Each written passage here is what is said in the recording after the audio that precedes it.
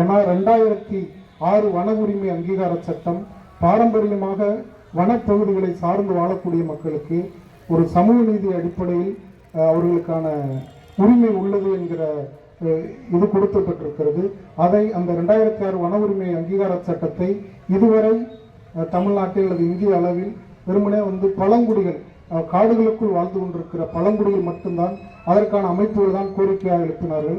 தமிழ்நாடு மேய்ச்சல் சமூக கூட்டமைப்பு உருவானதற்கு பின்னாடி இன்றைக்கு தமிழ்நாடு முழுக்க இந்த வன உரிமை அங்கீகார சட்டம் குறித்த விழிப்புணர்வு ஏற்படுத்தி வருகிறோம். ஏன்னா இப்போ கூட அந்த சட்டம் சார்ந்து எல்லா மாவட்டத்திலும் துண்டறிக்கை பிரச்சாரம் செய்து கொண்டிருக்கிறோம். அந்த சட்டத்தில் வன உரிமையில் இவர்களுக்கு மேய்ச்சல்காரர்களுக்கு இடம் இருக்கிறது என்கிற செய்தியை இப்போது கடத்தி கொண்டிருக்கிறோம்.